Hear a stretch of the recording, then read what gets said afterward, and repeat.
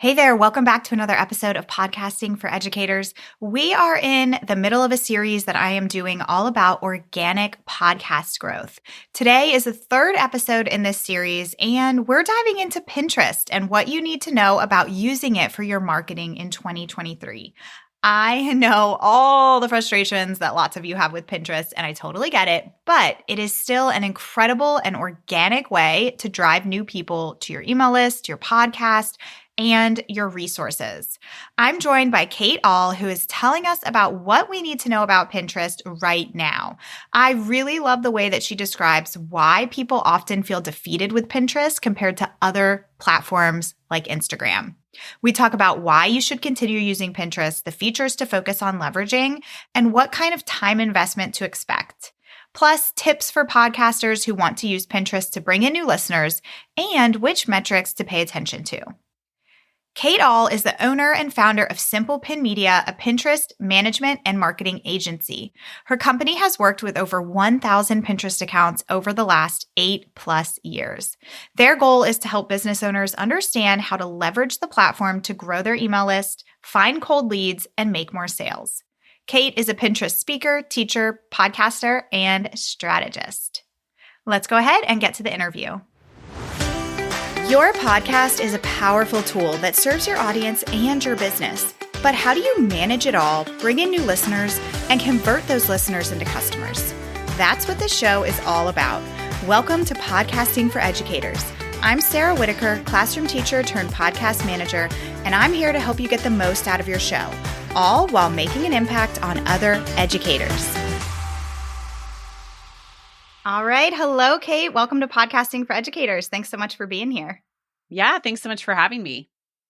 I am very excited to talk with you about Pinterest today, especially as we're getting ready to start a brand new year. My listeners are the perfect kinds of people to be on Pinterest if they aren't already. You and I kind of discussed a little bit before we hopped on. I know there's a lot of frustrations around Pinterest, but it is definitely such a valuable platform to be on. So I'm really excited for us to talk about this today. So to kind of kick things off, can you let us know just kind of overall, like, why should Pinterest be a part of our 2023 marketing strategy? Yeah. So one of the things I always tell people is that Pinterest is search, right? It falls in the bucket of Google and YouTube, where people approach the platform with a question or they're looking for a solution to a problem. Whereas you have Instagram, Facebook, TikTok, where people are looking to get to know you. There's brand awareness, there's warming up to you. So you have to have both components in your marketing. And Pinterest is one of those things that is easier than YouTube, right? Especially if you don't love to be on video. And it's a little bit very much aligned with a Google SEO, right? Like you can use keywords, there's search involved. Like it's easier, I think, than all the other platforms. So then when we think about going into 2023 and also some things that are currently happening on Pinterest, they got a new CEO. Their CEO is very e-commerce focused. Those things tell us that Pinterest is still viable. People are still using it as an active search platform. They are still growing.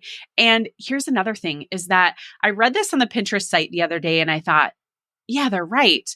When people go to a social media detox, they don't delete Pinterest because they don't think of it as social media. So it's not the thing that's going to get eliminated from their lives when they're in January trying to have healthy habits, but Instagram and TikTok and Facebook might be. So it's this really good diversification channel that you can use to still get in front of what we like to call a cold audience, people who don't know you.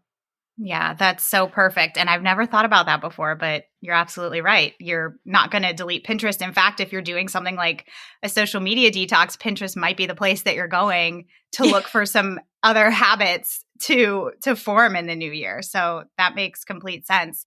And yes, I mean, same kind of thing with podcasting. A lot of people get into podcasting because they don't want to have to show up on video. They don't want to be on YouTube. They don't want to be on Instagram stories all day, every day. So I think there's a lot of connection and similarities between podcasting and Pinterest. So even if you're somebody who maybe you've never started Pinterest before, or maybe you used to be pretty active on there and you've gotten a little frustrated and you've stopped, hopefully this will be a bit of a pep talk for you as we begin the new year. I'm all in on that. Let's do Yes. it. Yes.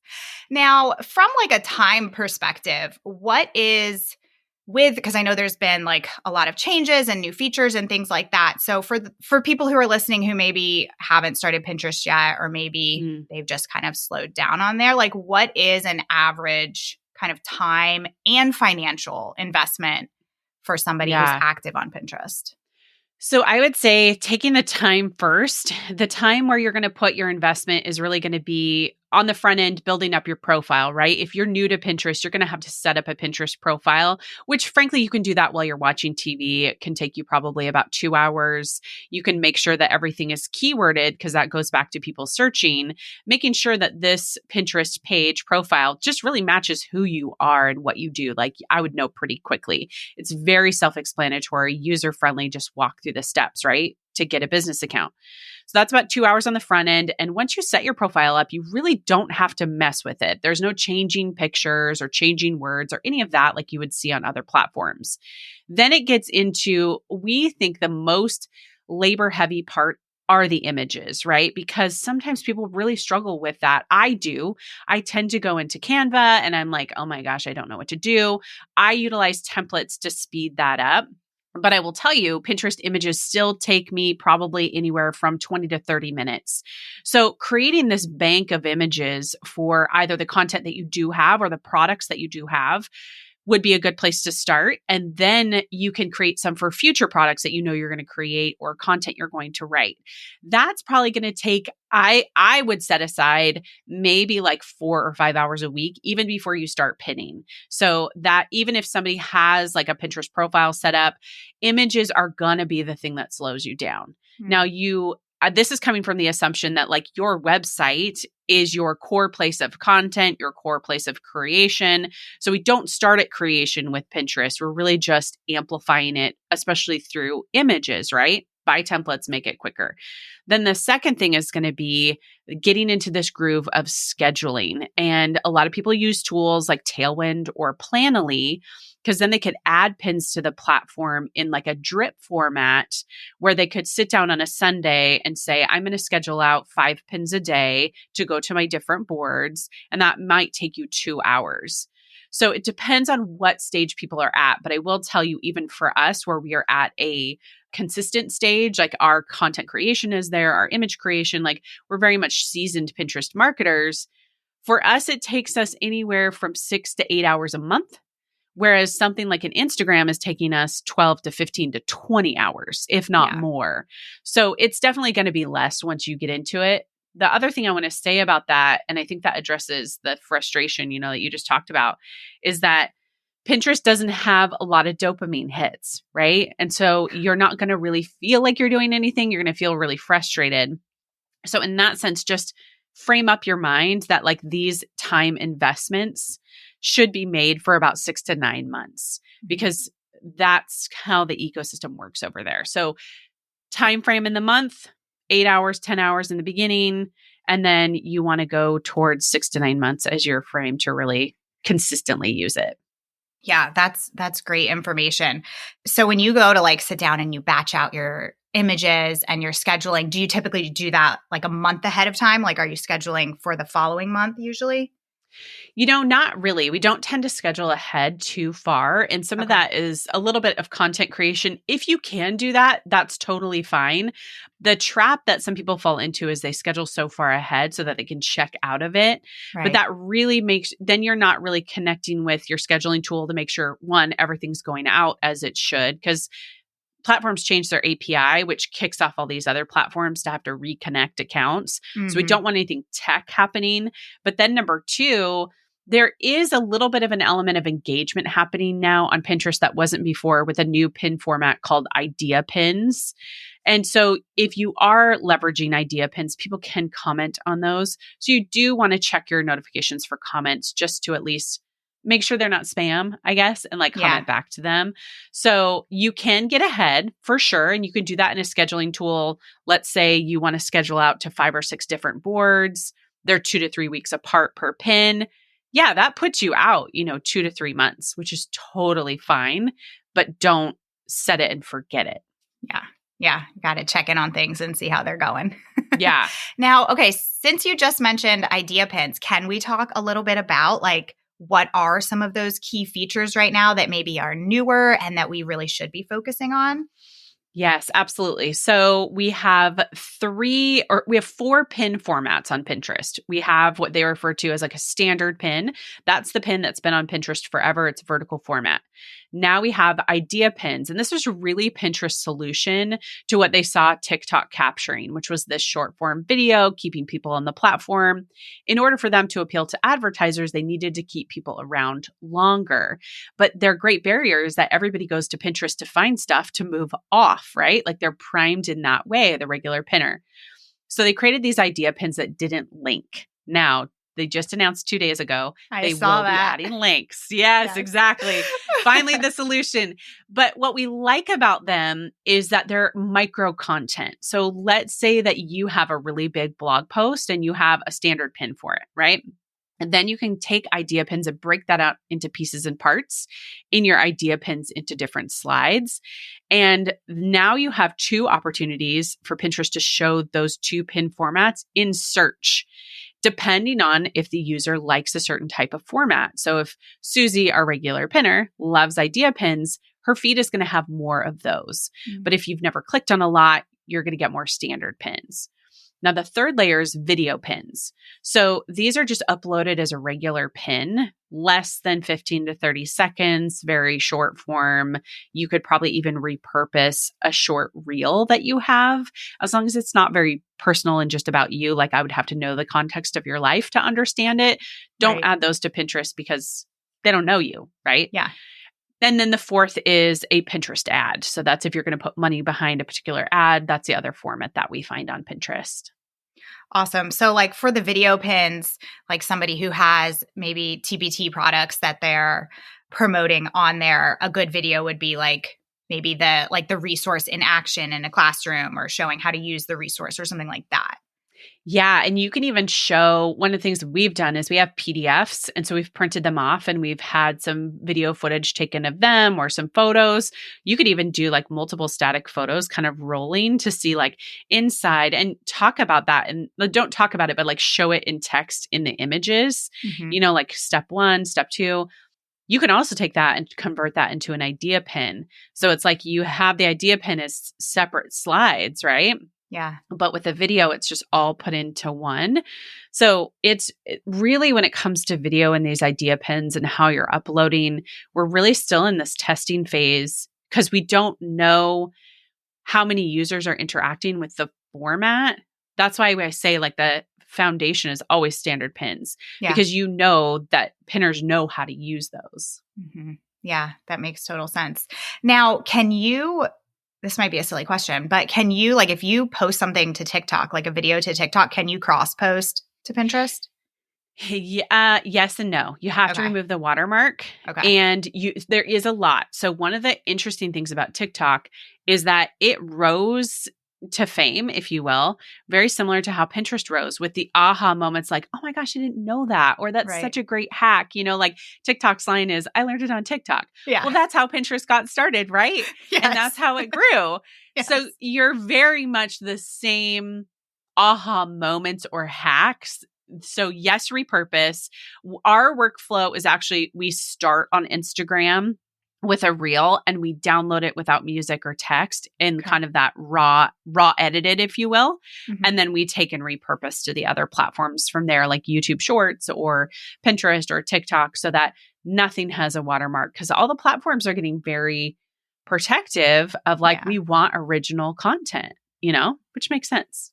Right. Yeah. That's a smart way to do that though. And then do you typically would you post that video across all platforms like on the same day, or do you usually kind of spread it out? Drip it out. Yeah. On different days. And, it's also, we don't do it different days because we're worried people are going to see it in our audience, because you just don't know when. It would be miraculous for somebody in your audience to see it on all these platforms, right? Yes. So we do it on different times. And some of that is just because of, each of the platform requires different things, different ways to write the descriptions, different hashtags or no hashtags or keywords, it just is more sometimes labor intensive that you're like, okay, today I'm going to do this because most have to be done natively. That's Mhm. the other thing too. Like there's not a scheduling tool at this point for like idea pins. Now, Pinterest is rolling out their own that is native to the platform. I think that will be very helpful.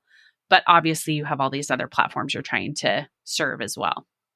So there's all these different kinds of ways that you can pin things to Pinterest. And then the big question is like, okay, well, where does this content come from? And I'm a big fan of starting with your podcast episodes as like your core content and then Yep. pulling out things from the episodes to put in all of these places like Pinterest and Instagram. Is that because you also have a podcast? Is that kind of your process as well? Do you Yep. start with your podcast?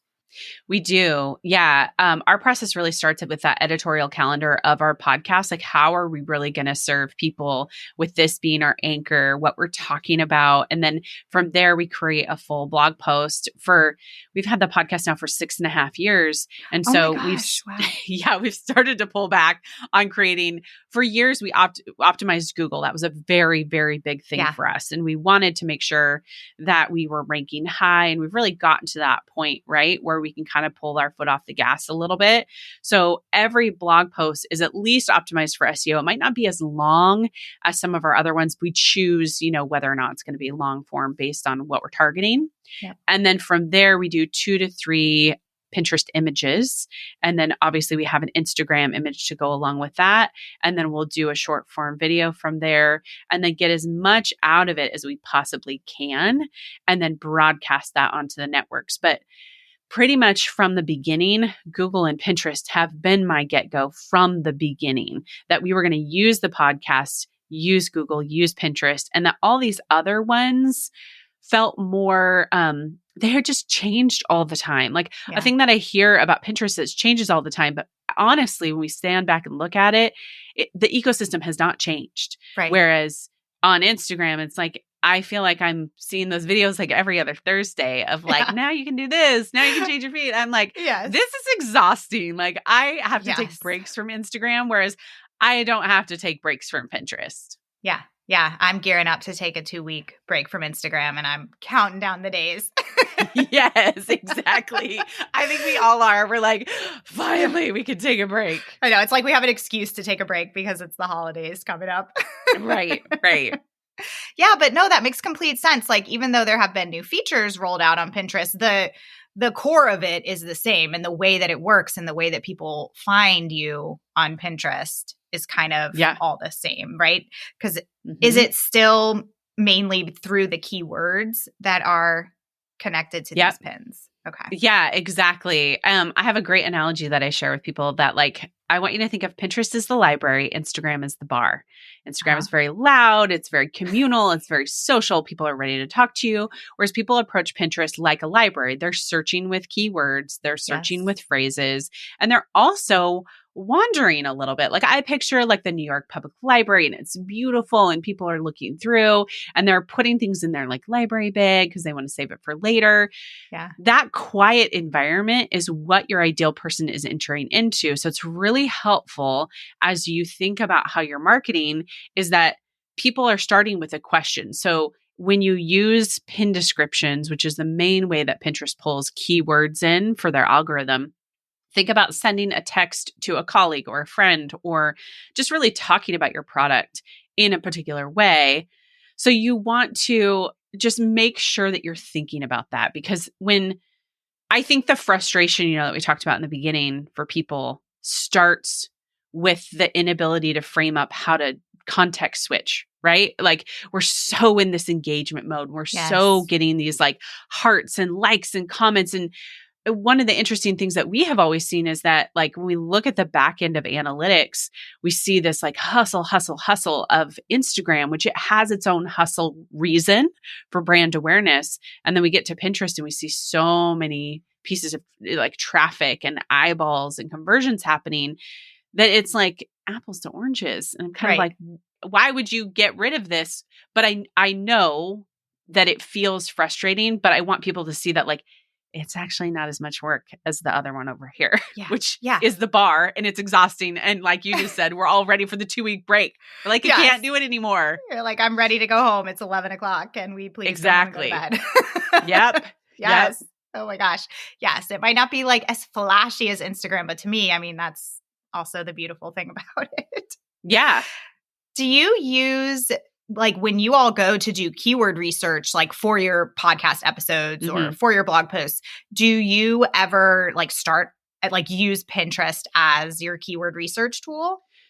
You know, we don't. We use Ahrefs, obviously, for the Google piece because we're optimizing there. But we will use, so after it's published, you can't always assume that a Google term is going to be the same as a Pinterest term.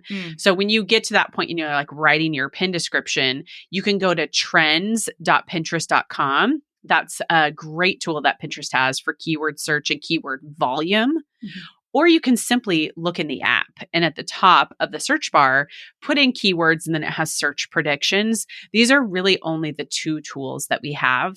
And I actually recommend that everybody, especially if they have not been on Pinterest for a while, use those 2 tools to understand what you have at your fingertips to be able to write really great descriptions. Now, I'm also going to admit that there's a lot of times where I can get real lazy on this and I can just like throw in something.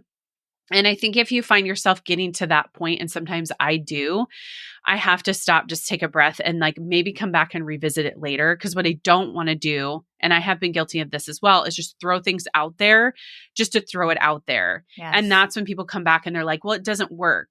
I think it's very similar. I joke that like Pinterest marketing is a little bit like diet and exercise. Yes. Like we kind of put it out there and we're like, well, I tried this diet. I didn't do it fully, but like I tried it and it didn't work. And you're like, well, did you like weigh your food? Did you do it? They're like, no.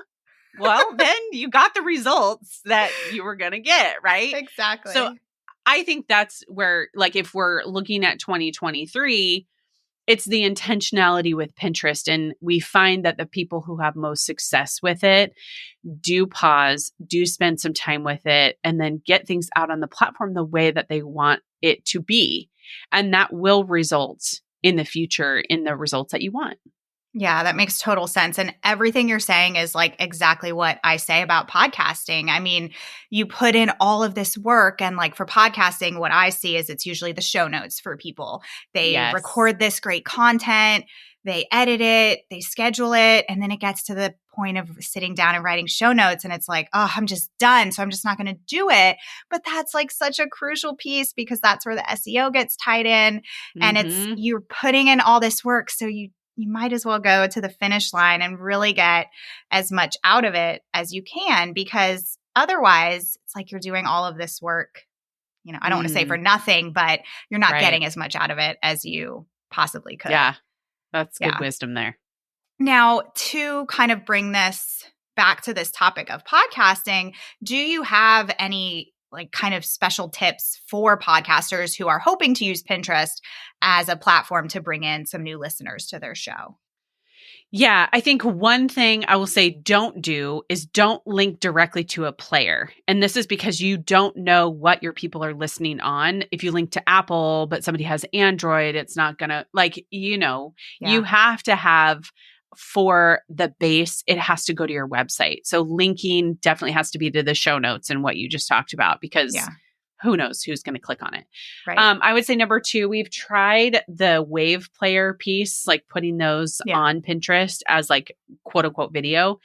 It's hit or miss, right? And a little bit of that is because we know, a podcast listener is giving you their ears for a certain amount of time and they're committed to that. And you don't come on that cold very often. So it has to be this warm up feature that is very much what are they asking that's going to lead to that solution? So for us, we approach it with saying, Pinterest marketing is going to fuel our email list, which then will fuel our podcasting listener, right? So it's, okay, how do I clean up Pinterest boards? How do I upload video to Pinterest? It goes to a blog post where the show notes are maxed out, but there's a podcast there. So if they want to listen, now they get to hear the instructions from me. And now I've gained a listener. So it's a little bit of a backdoor, but when we set our strategy for Pinterest, it is just that. We use Pinterest to fuel the growth of our email list, which then will fuel the growth of our podcast. Yeah, that makes complete sense. So yeah, once you can get people on your email list, then they're going to see your podcast episodes and your emails. Yeah, that's a great strategy. Perfect. Now we're on Pinterest. We're doing all the right things on there. What about looking at like your analytics on there? How often should you be doing it? What should you even be paying attention to? Yeah, we recommend once a month, the top of the month. That's what we do for all of our clients. So we go through and we look at Pinterest analytics. Google Analytics is not as good anymore. And then if you're selling on TPT, I know there's limited analytics that you have over there that you can access. So you want to take stock of like all three if you have the ability to do that. Pinterest Analytics has gotten way better. And you can drill down to see the last 30 days and then all time. You want to look at all time because what happens on Pinterest is older pins tend to get the most traffic because of the snowball effect that happens on Pinterest. That's just how it works. And so you're wanting to take stock of like, okay, what are people saving? What are people clicking on? Impressions, we're hit or miss on that because if somebody's on their phone and your pin is on the right, but their eyeball is on the left, you still got an impression, but it didn't really mean a whole lot. So take stock of just define like impression is just when you're like when somebody sees it, basically. Totally. Yep. They don't take action. They just see it. Right. Yep. And then there's this number on everybody's profile that is really confusing. It's called monthly viewer number.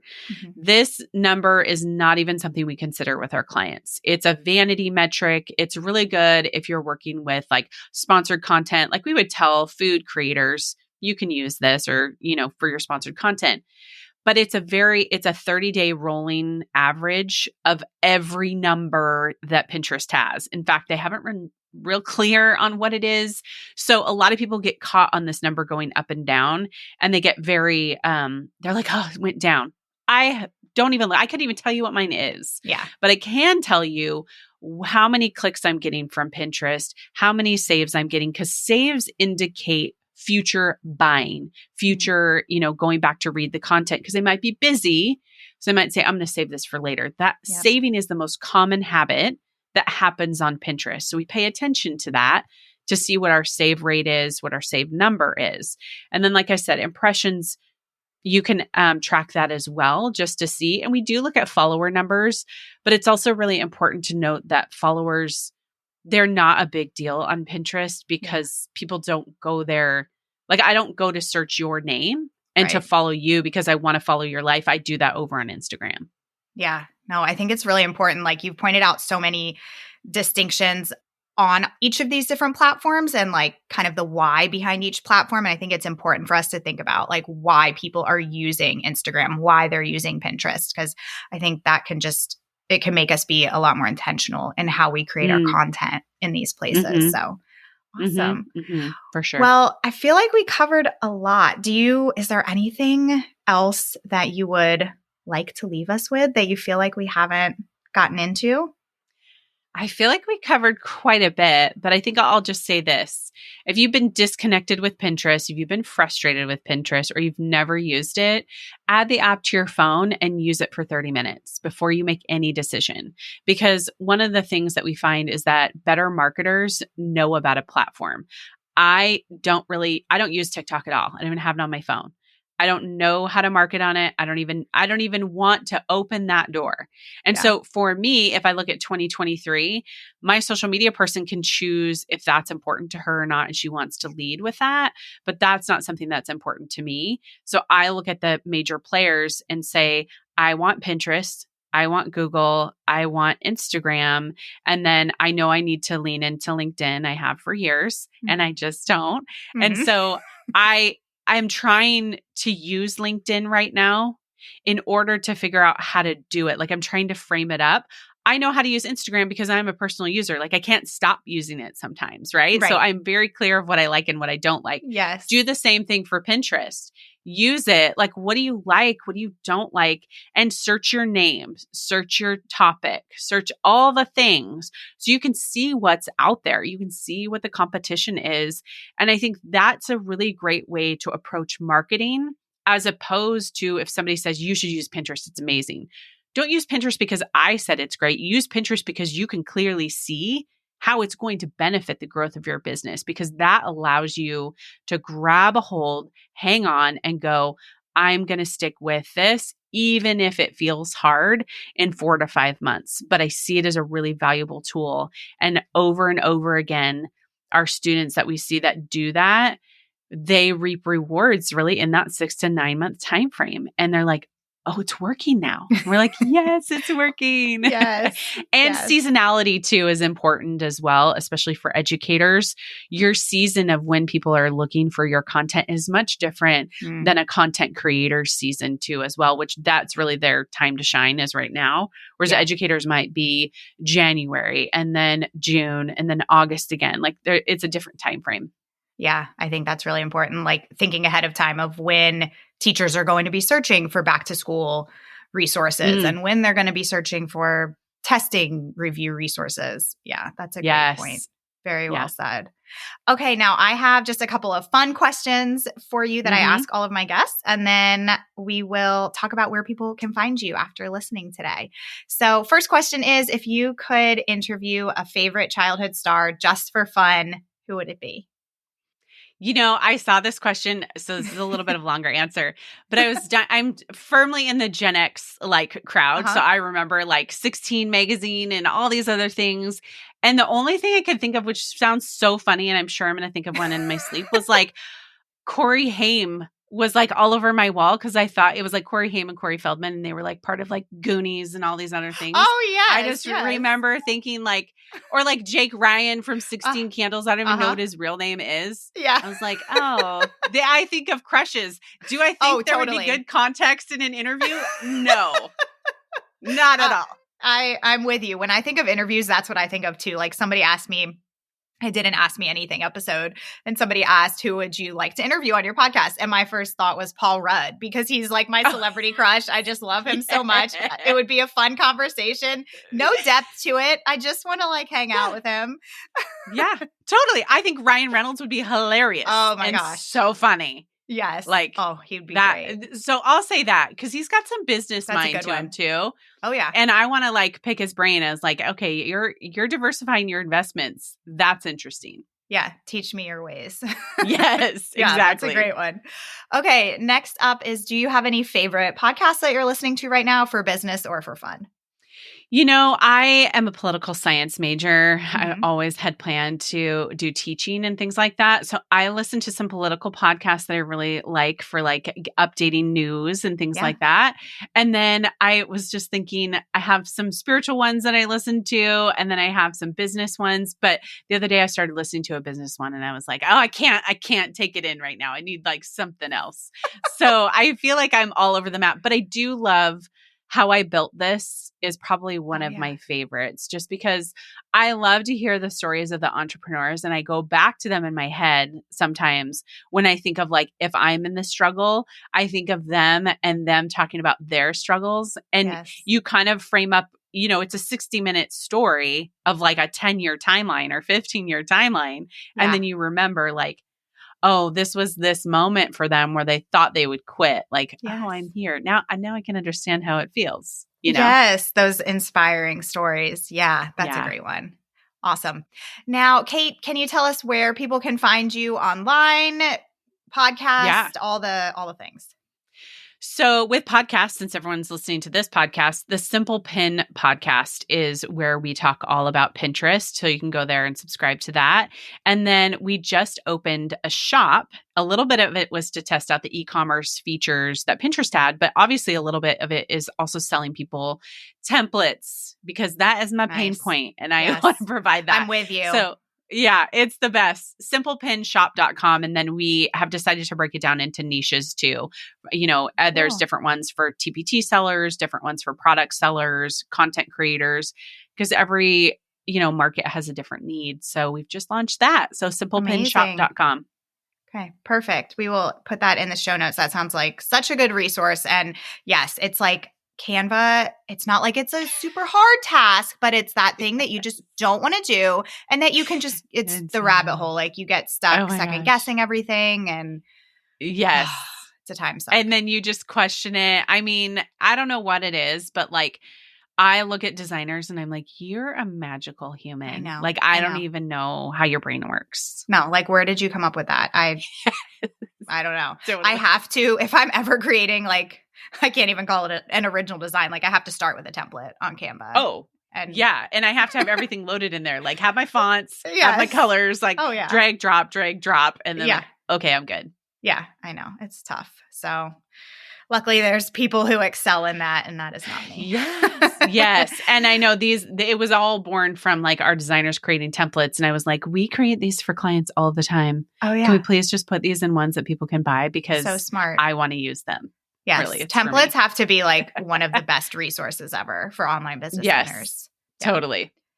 Well, thank you so much for coming on and sharing all this great stuff with us. It was really fun talking to you. Yeah. And it's great talking to you as well. Thanks so much for listening to today's episode.